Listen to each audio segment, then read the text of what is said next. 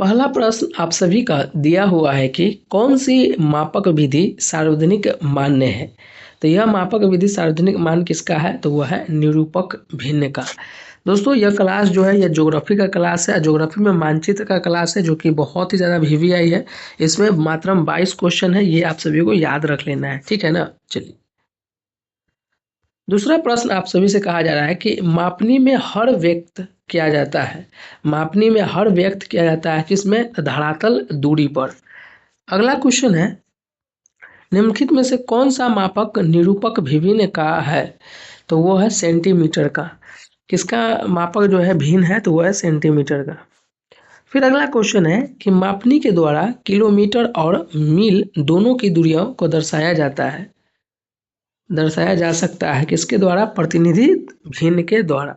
फिर अगला क्वेश्चन है मानचित्र में मापक अंकित करने की विधियां है शब्दों के द्वारा, रेखीय मापक के द्वारा और प्रतिनिधि विभिन्न के द्वारा, मतलब इनमें से सभी। दोस्तों एक चीज आप सभी को मैं बता दूं, क्लास में मैं पिछले क्लास में 7 चैप्टर को एक संयुक्त बांट कर आप सभी को मैंने वीडियो बनाया था 1 घंटा का। इसमें जो है आज पूरा भूगोल खत्म हो जाएगा 9th क्लास का। मैं आप सभी को एक चीज़ बताऊं, अगर मान लीजिए खूब एक्सप्लेन करके खूब ज़्यादा समय व्यतीत किया जाए, उससे बेहतर है कि डायरेक्ट पूरा क्वेश्चन मतलब पूरा एक बुक को उठाकर 600-700 क्वेश्चन को 1-2 घंटा में देख लिया जाए। आपको मतलब ज़्यादा टर्म्स तक देखा जाए, 2 बार 3 बार देखा जाए, तो वो ज़्यादा याद हो जाएगा आपका, है ना। चलिए अगला क्वेश्चन है कि मानचित्र में मापक अंकित करने की विधियां हैं, तो वह शब्दों के द्वारा, रेखीय मापक द्वारा, प्रतिनिधि विभिन्न द्वारा, यानी कि इनमें से सभी। अगला क्वेश्चन है रेखीय मापक में 100वें भाग की दूरी किस मापक में मापी जा सकती है, तो वह है रेखीय मापक में 100वें भाग की दूरी को किस मापक से मापी जा सकती है, तो वह है विकर्ण मापी से। अगला क्वेश्चन है मानचित्र की दूरी को मापने में कैसे जाना जाता है, तो वह है अंश के द्वारा। अगला क्वेश्चन है पृथ्वी की दूरी मापने में कहाँ लिखी जाती है, तो वह है हर के द्वारा। फिर अगला क्वेश्चन है किलोमीटर तथा मील दोनों दूरियों को किस प्रकार की मापने द्वारा प्रदर्शित करना संभव है, तो वह है तुलनात्मक विधि के द्वारा। अगला क्वेश्चन है मापनी क्या है, मापनी एक प्रकार का अनुपात है। फिर अगला क्वेश्चन है कि राजस्व मानचित्र किस प्रकार का मानचित्र है, तो वह है राजस्व मानचित्र जो है दीर्घ मापनी है, ठीक है। अगला क्वेश्चन एटलस किस मापनी पर बना होता है, तो वह है लघु। अगला क्वेश्चन है प्रतिनिधि भिन्न का अंश हमेशा कैसा रहता है, तो वह है 1 के बराबर रहता है। अगला क्वेश्चन है कि कौन सा बृहत मापी मानचित्र है, तो वह है राजस्व मानचित्र। फिर अगला क्वेश्चन है 257 इंच की दूरी किस मापनी पर पढ़ा जाना संभवतः है, तो वह है विकर्ण पर। फिर अगला क्वेश्चन है 5.60 सेंटीमीटर की दूरी किस प्रकार की मापनी पर पढ़ा जा सकता है, तो वह है रेखीय। फिर अगला क्वेश्चन है 1 सेंटीमीटर बराबर 1 किलोमीटर के लिए सही प्रतिनिधि विभिन्न क्या होगा, वो होगा 1.100, ठीक है ना। फिर अगला क्वेश्चन है 1 सेंटीमीटर बराबर 2 किलोमीटर के लिए सही प्रतिनिधि भिन्न क्या होगा, तो वही 1 किलोमीटर का 100 होता है, तो 2 किलोमीटर का 200 हो जाएगा, है ना। एक चीज़ और आप सभी को, निम्नलिखित में से किस विधि मापक की सर्वमान्य विधि है, तो वह है प्रतिनिधि भिन्न का। अगला क्वेश्चन है निम्नलिखित में से किसका अंकन प्रतिनिधि भिन्न है, तो वह है इंच, सेंटीमीटर या मीटर का, तो इसमें किसी का भी नहीं है। ये 20 क्वेश्चन जो है ना बहुत हार्ड है, समझिए। तो मानचित्र का ये 20 क्वेश्चन, इसको आप लोग याद कर लेंगे, मैं थोड़ा सा फिर, ठीक है। उसके बाद नेक्स्ट क्लास अभी मतलब नेक्स्ट चैप्टर को अभी लेकर आता हूँ, ठीक है। अब हम लोग क्षेत्रीय अध्ययन देखेंगे चैप्टर नंबर 9 को। 9 में किस प्रकार का क्वेश्चन कितना पूछा गया है देख लेते हैं। और पहला प्रश्न कह रहा है कि क्षेत्र में जाकर इकट्ठे किए गए आंकड़ों को क्या कहा जाता है। क्षेत्र में जाकर इकट्ठे किए गए आंकड़ों को हम क्या कहते हैं, प्राथमिक आंकड़ा। फिर अगला क्वेश्चन है कि भूगोल में क्षेत्रीय अध्ययन क्या कहलाता है।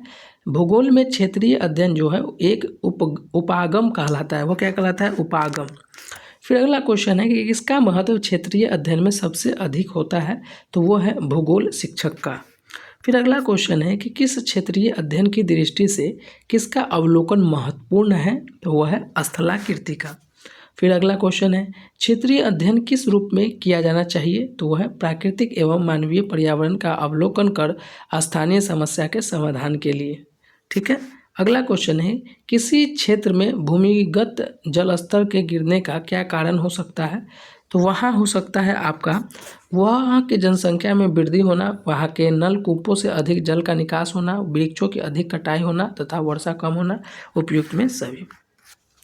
फिर अगला क्वेश्चन है, क्षेत्र में जाकर स्वयं इकट्ठा किए गए आंकड़ों को क्या कहा जाता है? क्षेत्रों में जाकर स्वयं इकट्ठा किए गए आंकड़ों को क्या कहा जाता है? तो वह है प्राथमिक आंकड़ा। अगला क्वेश्चन है कि क्षेत्रीय अध्ययन क्या है? क्षेत्रीय अध्ययन क्या है? तो उपागम है। फिर अगला क्वेश्चन है कि भूमि प्रदूषण से बचाव का तरीका क्या है? तो उसमें रासायनिक उर्वरकों का प्रयोग कम से कम करना भूमि प्रदूषण से बचाने का तरीका है। फिर अगला क्वेश्चन है, जल प्रदूषण का प्रमुख कारण क्या है?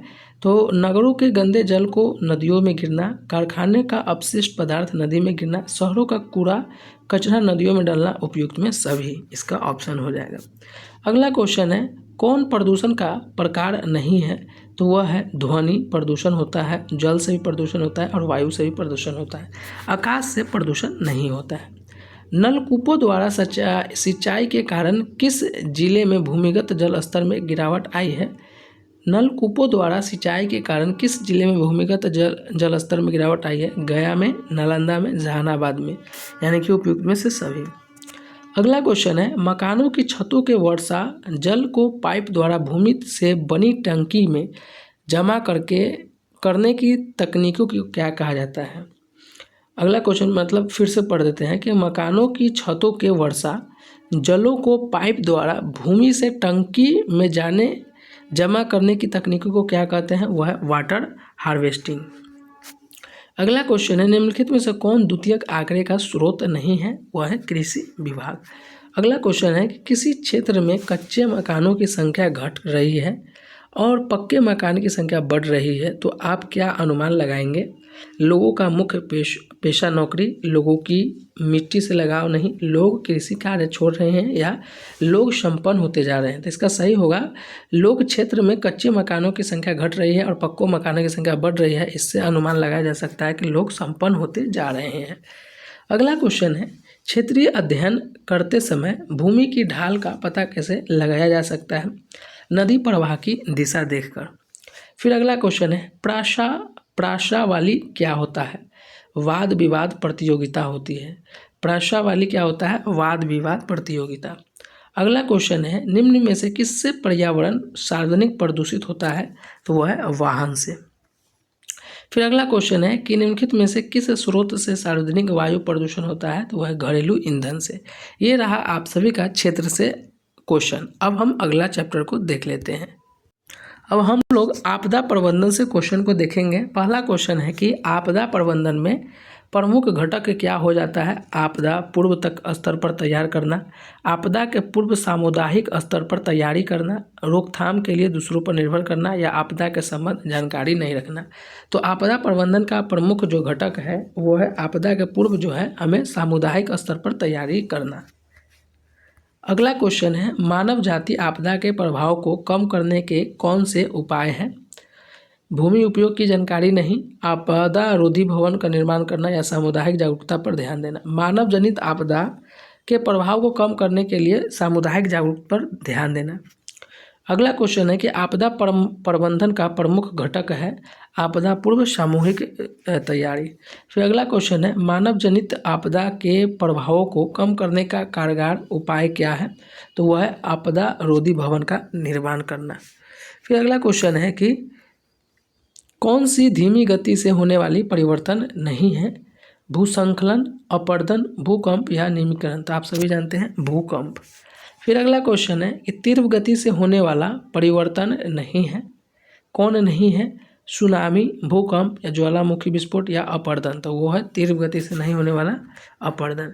निम्नलिखित में से कौन समिति क्षेत्र को प्रभावित करने वाला परिवर्तन है? तो वह है तूफान। अगला क्वेश्चन है, विस्तृत क्षेत्र को प्रभावित करने वाला परिवर्तन निम्नलिखित में से कौन नहीं है?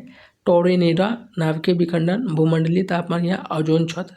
विस्तृत क्षेत्र को प्रभावित करने वाला परिवर्तन जो है वह है नहीं है, वो है टोर्नेडो। नाभिकीय विखंडन, भूमंडलीय तापमान और ओजोन सब का सब कर सकता है। अगला क्वेश्चन है, कौन सा मानव जनित आपदा का कारण नहीं बनता है? बांधों का टूटना, जातीय दंगे, प्रदूषण या सड़क निर्माण। तो मानव जाति आपदा का कारण नहीं बनता है, वह है सड़क निर्माण। अगला क्वेश्चन है, निम्नलिखित में से कौन मानव जनित आपदा है? नाभिकीय विखंडन, विनाशकारी रसायनों का फैलना, बांधों का टूटना। यह सभी के सभी मानव द्वारा आपदा है। कौन सा आपदा प्रबंधन पूर्व से संबंधित है? आवश्यक वस्तुओं का भंडारा, युद्ध स्तर पर राहत कार्य, स्वयंसेवी संगठनों का सहयोग या प्रभावित लोगों का पूर्ण विश्वास। तो आपदा पूर्व प्रबंधन से संबंधित है आवश्यक वस्तुओं का भंडारण करना। अगला क्वेश्चन है, राहत कार्य चलाने वाला आपदा के किस चरण से संबंधित है? आपदा के समय प्रबंधन से।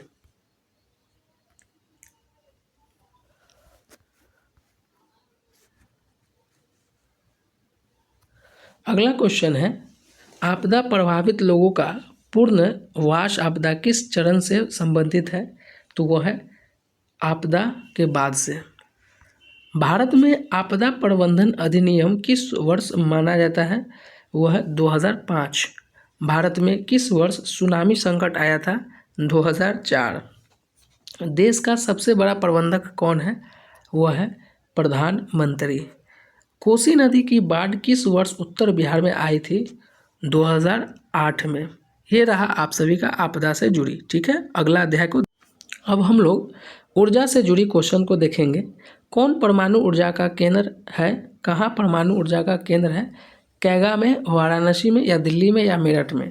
परमाणु ऊर्जा का केंद्र जो है वाराणसी में है। अगला क्वेश्चन है, हिरोशिमा किस देश में है? तो वह है जापान में। अगला क्वेश्चन है, परमाणु विस्फोट से बचने के लिए सर्वप्रथम प्रतीक चिन्ह का विकास किसने किया था? कैलिफोर्निया विश्वविद्यालय ने। मानव जनित आपदा से सार्वजनिक विनाशकारी संगठन कौन सा है? नाभिकीय कारकों से उत्पन्न आपदा। अगला क्वेश्चन है, परमाणु के विस्फोट से बचने के लिए सर्वप्रथम प्रतीक चिन्ह का विकास किसके द्वारा होता है? तो वह है, आप सभी को अभी जस्ट हमने बताया है कि नाभिकीय रिएक्टर जो है अगर उसको फटेगा तो वो इसका चिन्ह एक बनाया गया था कैलिफोर्निया विश्वविद्यालय के द्वारा। परमाणु के विस्फोटक से बचने के लिए सर्वप्रथम जो प्रतीक चिन्ह बनाया गया है वो कैलिफोर्निया विश्वविद्यालय में बनाया गया है। अगला क्वेश्चन है, भोपाल में रासायनिक गैस रिसाव कब हुआ था? 1984 में।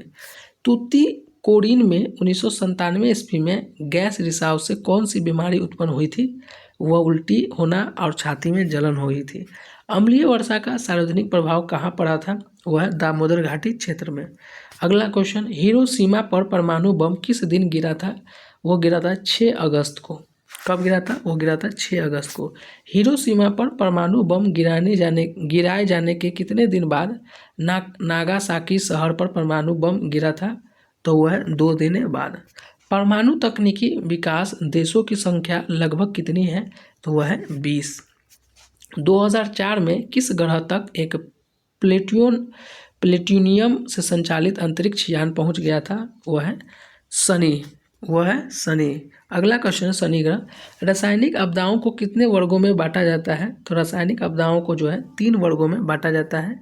पहली बार किस वर्ष रसायनों के घातक परिमाणों का अनुभव किया गया है? तो वह 1990 ईस्वी में।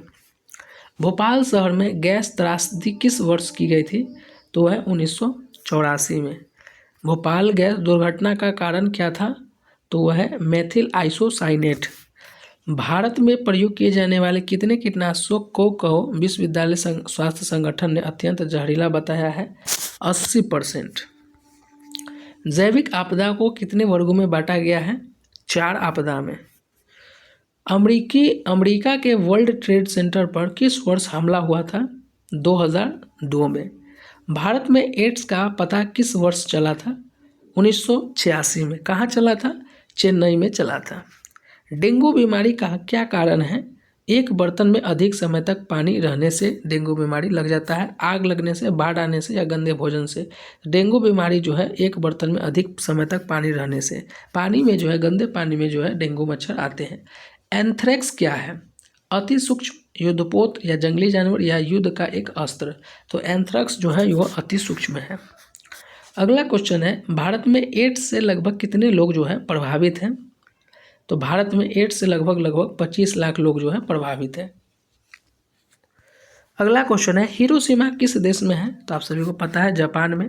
सबसे पहले जो है हिरोशिमा जो है हिरोशिमा स्थान पर बम गिराया गया था। 2 दिन बाद जो है नागासाकी पर बम गिरा था। भारत में पहला परमाणु ऊर्जा उत्पादन केंद्र कहाँ स्थित किया गया है?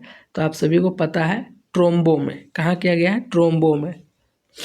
चलिए, परमाणु विस्फोट से बचने के लिए अंतर्राष्ट्रीय रेडियोधर्मी प्रतीक का विकास किसके द्वारा किया गया था? तो कैलिफोर्निया विश्वविद्यालय। पहला परमाणु बम कहाँ गिराया गया था? हिरोशिमा पर। निम्नलिखित में से रासायनिक अस्त्रों के विशेषज्ञ है वो कौन है? जी हैरिजेल ने। अगला क्वेश्चन है, निम्नलिखित में कौन दीर्घकाल तक प्रभावित करने वाली बीमारियों में शामिल नहीं है? तो वह है मलेरिया। इनमें से कौन एक घातक बीमारी है? तो आप सभी को पता है इन्फ्लुएंजा, उजड़ और HIV। अगर यहाँ पर आपका लिखा जाए HIV तो HIV हो सकता था। ठीक है। तूतीकोरिन स्थित तांबे की फैक्ट्री से किस वर्ष गैस रिसाव से घटना हुई थी? तो हुआ था वो 1997 में। भोपाल शहर किस राज्य में स्थित है? तो आप सभी को पता ही है Madhya Pradesh. Thermo nucleus pump विस्फोट किस वर्ष कराया गया था? 1998 में। भारत में भूमिगत परमाणु विस्फोट परीक्षण कहाँ किया गया था? तो वो किया गया था पोखरण में। कहाँ किया गया था? पोखरण में। और ये तारापुर कहाँ है? वह है महाराष्ट्र में। निम्नलिखित में से कौन क्षेत्र अम्ल वर्षा से अधिक प्रभावित होता है? तो वह है दामोदर घाटी। डेंगू बीमारी क्या है? डेंगू बीमारी एक जो है वो गंदे जल में फैलने वाला बीमारी है। जल जमाव के कारण जो है डेंगू बीमारी होती है। कौन सी रेडियोधर्मी खनिज धातु नहीं है? तो आप सभी को पता है रेडियोधर्मी यूरेनियम, थोरियम, प्लूटोनियम जो है ये सब रेडियो एक्टिव जो है तत्व है। और कोयला जो है ये एक तत्व धातु नहीं है। ठीक है। रेडियोधर्मी खनिजों से कौन सी किरणें नहीं निकलती हैं? तो वह है अल्फा, गामा, बीटा और सभी। ये तीनों के तीनों जो है रेडियो खनिजों में नहीं निकलती है।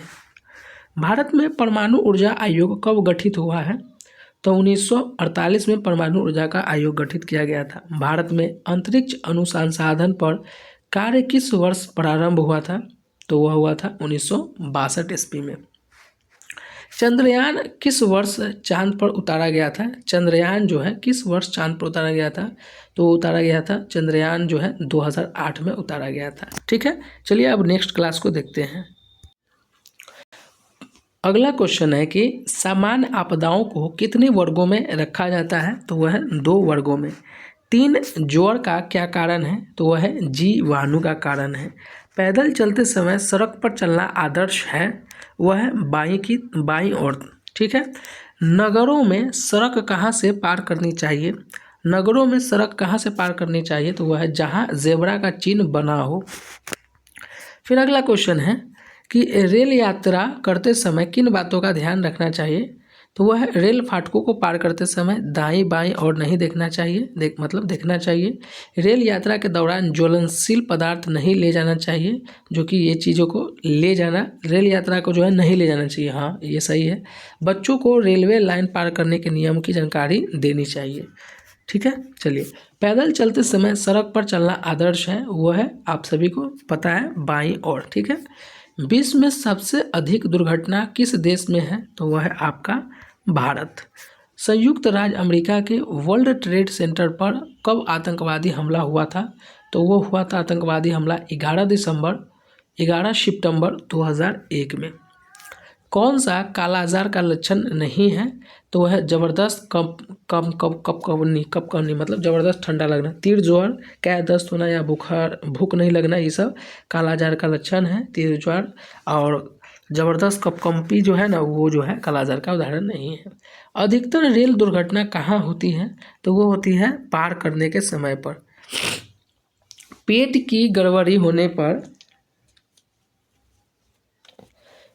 गड़बड़ी होने पर क्या करना चाहिए? तुरंत स्वयंसेवी संस्था को फोन कर सूचित करना चाहिए। सड़क दुर्घटना का क्या कारण है?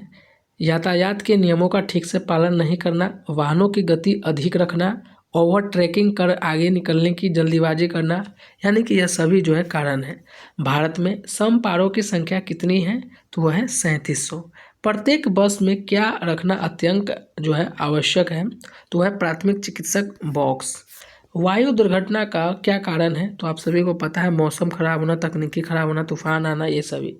ड्राइवर का कैसा होना जरूरी है? तो वह है प्रशिक्षित होना जरूरी है।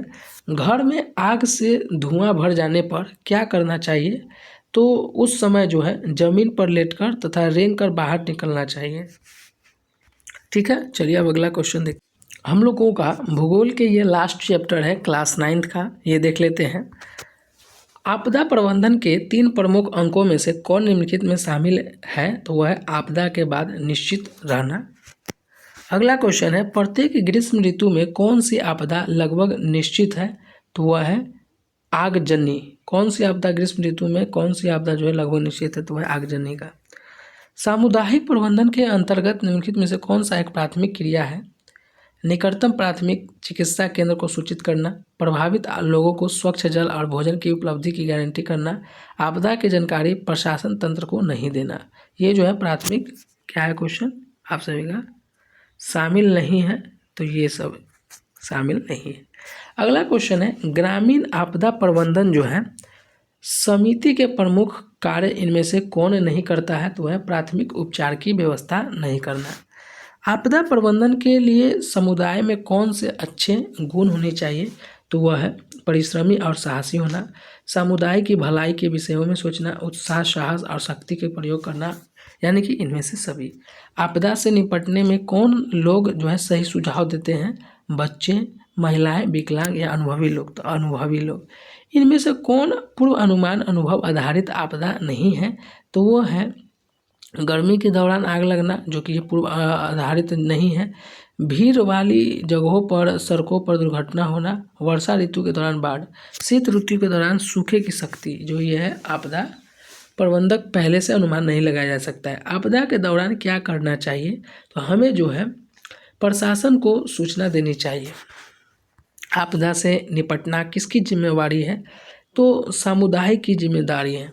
एक व्यक्ति की, सिर्फ सरकार की, सिर्फ समूह बच्चों की नहीं, मतलब समुदाय की। अग्निशामक दस्तों के आने के पूर्व क्या करना चाहिए? तो वह घर में फंसे लोगों को बाहर निकालना चाहिए। समुदायों के लोगों को किस बात का ध्यान रखना चाहिए? तो वह है समाज के हित का। आपदा प्रबंधन के लिए किस प्रकार के क्रियाकलाप के लिए जाना चाहिए? तो वह है प्राथमिक। भारत के स्वतंत्रता संग्राम के समय हिंदू मुस्लिम सांप्रदायिक दंगों को किन शक्तियों ने रोका था? तो वह है सामाजिक। अगला क्वेश्चन है, ग्रीष्म काल के दौरान किस आपदा की आशंका हो सकती है? तो आगजनी का। क्वेश्चन घुमा दिया था, मतलब क्वेश्चन वही था, ऑप्शन घुमा दिया था। कौन सा आपदा प्रबंधन से संबंधित नहीं है? आपदा के बाद निश्चित हो जाना। मानव किस प्रकार का प्राणी है?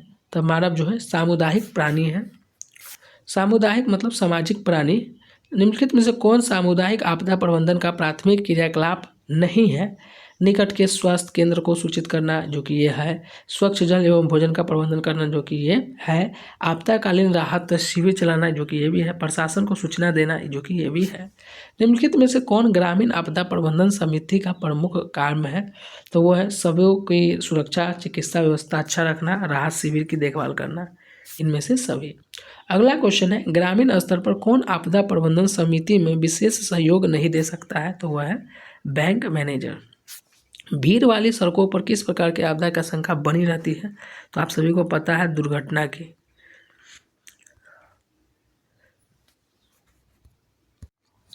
आपदा किस प्रकार आती है? तो आपदा पूर्व सूचना दिए बिना आती है। दोस्तों, हम लोगों ने भूगोल क्लास 9th का पूरा अच्छे से कंप्लीट कर लिया है 2 वीडियो में। आप लोगों का टोटल जो है 1 घंटा 24 मिनट लगा है। अब हम लोग जो है 10वीं कक्षा का जो है भूगोल को देखेंगे कल। ठीक है, जब तक के लिए जय हिंद।